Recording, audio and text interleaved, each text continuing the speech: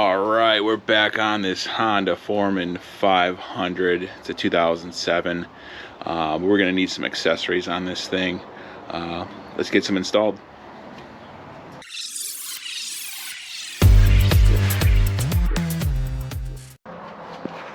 So I got a couple previous videos about this one, fixing it up, and then also putting a new electric shift on there. So this runs and drives pretty good. Now I just want to get a couple things installed.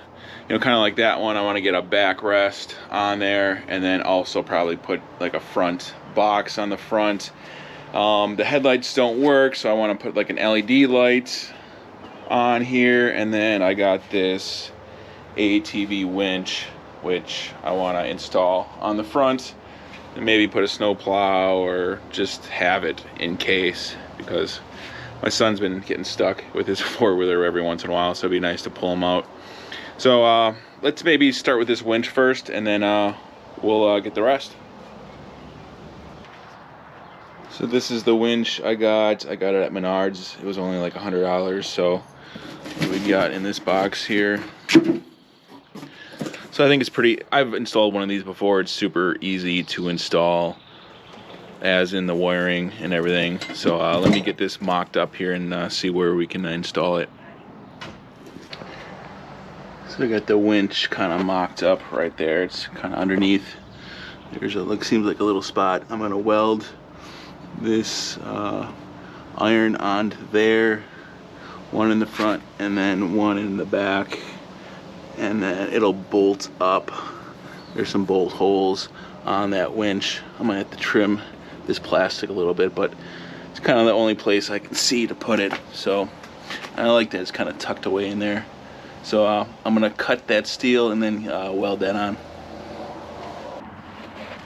So I got the metal pieces mounted to that bottom base plates for the winch. So just to make sure I have the bolt holes lined up, I put the bolts through, and then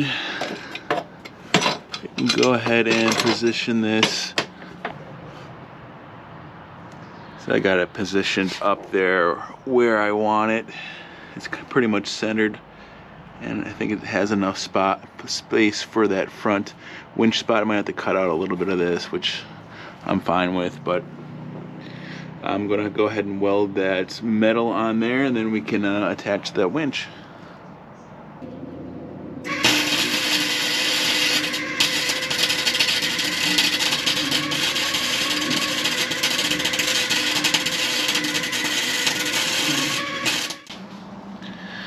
Alright, so I got it welded in. I'm not a professional welder, but I think will hold. So I'm going to clean it up a bit, prime it, paint it, and then we'll get that winch installed. Definitely got a little hotter than I expected, melted that, but I think that'll be alright. So, alright, let's get this cleaned up. Alright, now to the easier part, the wiring. So all you do, here's the control, and then here is the hookup to the battery. So just run these to your battery, and then here are the connections for the actual winch.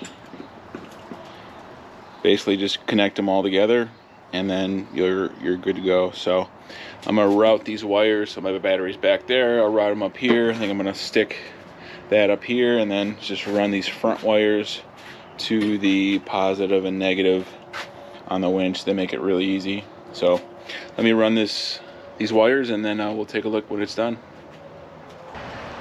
We got the battery all hooked up, ran it through here. Actually just mounted it right there. I figured I didn't need it up there since I'm not going to be using the winch too much. But yeah, everything works. Here's what she looks like in the front. Yeah, I kind of trimmed the plastic a little bit here, but yeah, we got some good access to the winch. Secured everything, and everything works backwards, forward. So I'll attach that, and then yeah, we can pretty much call this done for the winch. On to the next one. All right, next up, I want to make one of these back racks. The kids love it. It's easy for them to pile in the back. I can fit two or three kids in the back. I'm selling this one, so I need to make one for this black one over here. So some quick measurements, kind of just want to copy the same. So it's about 13.5 inches tall and yeah, 20 inches long, and you just want to make it so you can still get the seat on and off. So yeah, okay. And then width, yeah, it's about a little less than 42. So I'm gonna go ahead and cut these pieces, and then we'll start assembling one for my Foreman 500 here. Alright, I got my plywood cut for my back holder. Now I just want to make my front. I really want to get my chainsaw in there. My chainsaw is a little less than 36 inches, so looks like 36 inches will fit on here, and then maybe make it width from here to right about there.